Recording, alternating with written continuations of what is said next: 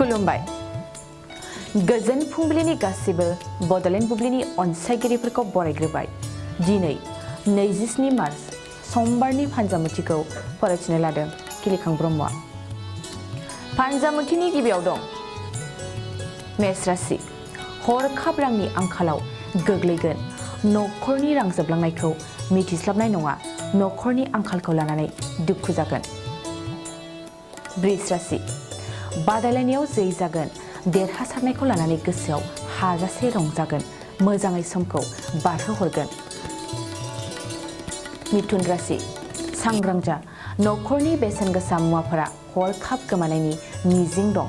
मुवा बेसादफोरखौ जोथोन लाखिनाया नोंथांनि साबसिन। कर्कट राशि।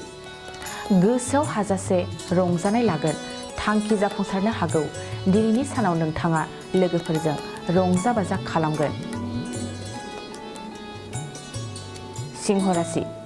मोजां सान। दिनै नोंथाङा मोजां खामानि मोननायनि मिजिं दं। नाजायोब्ला गोसोनि साननायाबो जाफुंसारनो हागौ। कन्या राशि। बिसि फिसायनि गेजेराव मोजां सम जानाय नङा।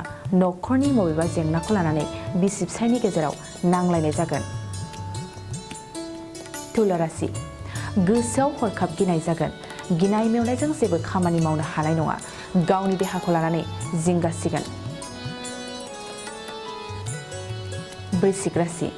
आखायाव थानाय रां रुफाखौ ओरैनो बाहायगारगोन। थाखा फैसा थांनायखौ मिथिस्लाबनाय नङा। गावखौनो उदाङै थानो नाजागोन। धनु राशि। बेफार फालांगियाव मोजांसिन सम। जायखिजाया फालांगियावनो गोबां रां मुलाम्फा जानो हागोन। मोजां फालांगिया नोंथांनि सायाव सोनारगोन। मकर राशि। गोसोआव जेननाय लागोन। गुबुनजों फेर फाथिनायाव आवगायनाय नङा। गोसोनि गोहो बोलोखौ जोबनाय मोनगोन। कुम्भ राशि। बिमानि गोजोन गैयैयाव दुखु जागोन। बिमानि फारसे अनखांनाय फैगोन। गोसोआव बायदिसिना साननाय हनाया सोमजिगोन। मीन राशि। मोजां सान। हरखाब मोजां फिथाइ मोनफुंगोन। गोसोआव खुसिया साग्लोबगोन। नखराव गासैबो मोजाङै थागोन। दिनै सानसेनि राशि फरायथिनायाबो एसेनोसै। आसा खालामो नोंथांनि दिनैनि साना मोजाङै मोजां थांगोन। बेखौ बड'लेण्ड बुब्लि नखरनिफ्राय मिजिंथिबाय। गोजोन्थों। गय गायग्रा आबादारिफोरनि थाखाय मोनसे मोजां खौरां। थाफा नार्सारियाव मोननो हागोन जाखांफु लाइमोनफोरजों बानायजानाय हाजो आरो हायेनावबो गायजानाय अर्गेनिक गय फुलि। थाफा नार्सारियाव अर्गेनिक आदबजों बानायजानाय मोजाङैनो खिलिखांनाय गासै 20,000सो गेरेमसा गय फुलिफोर दं।